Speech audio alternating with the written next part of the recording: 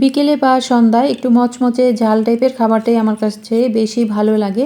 তো ছাদে এসে যদি কিছু একটা রান্না করতে হয় তাহলে সব কিছু টেনে টুনে উপরে তুলতে হয়, তাই হালকা পাতলা কিছু একটা রেসিপি করতেই বেশি ভালো লাগে। তো আমি কয়েকটা আলু নিয়েছি, তো আলুগুলোকে ভালো করে ছিলে নিচ্ছি। এই সময় দেখলাম যে মাথার উপর দিয়ে একটা প্লেন যাচ্ছে, তো প্লেনটাকে এখানে দেখানোর চেষ্টা করলাম, যদিও দেখা গেল না। যাই হোক, আলুগুলো আমি ছিলে নিয়েছি, এবার ভালো করে ধুয়ে নেব।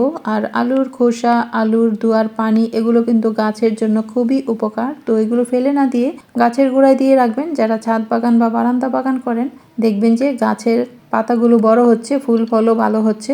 তো আলুগুলোকে লম্বা করে আমি পাতলা করে প্রথমে কেটে আবারও ভালো করে ধুয়ে নেব। তারপর এগুলোকে মাখানোর জন্য এখানে আমি নিয়েছি আটা, লাল মরিচের গুঁড়া আর লবণ। এবার একসাথে দিয়ে মাখিয়ে নেব।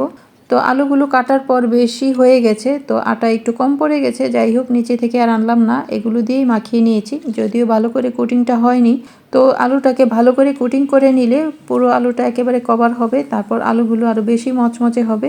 তো চুলায় আগুন ধরিয়ে তেল দিয়ে দিয়েছি। এবার গরম তেলে এগুলোকে মচমচে করে ভেজে নেব। আলুগুলো যখন বেশি করে আটার মধ্যে কোট করে নেবেন, একেবারে চিকেন ফ্রাইয়ের মতো আলুর উপরের কোটিংটা হবে। আর আলুগুলো খেতে একেবারে ক্রিস্পি হবে, আরও বেশি টেস্টি হবে। তো মচমচে করে ভেজে এর উপরে টমেটো সস, ধনেপাতা কুচি, chaat masala, chilli flakes, bit লবণ দিয়ে মাখালে অসম্ভব মজা হয়। এক বসাতেই আপনি সবগুলো খেয়ে নিতে পারবেন। আর যদি এরকম ছাদে বসে গরম গরম মাটির চুলায় ভেজে ছাদে বসে খাওয়া হয় তাহলে তো এর মজাটাই আলাদা। ভালো থাকুন, আল্লাহ হাফেজ।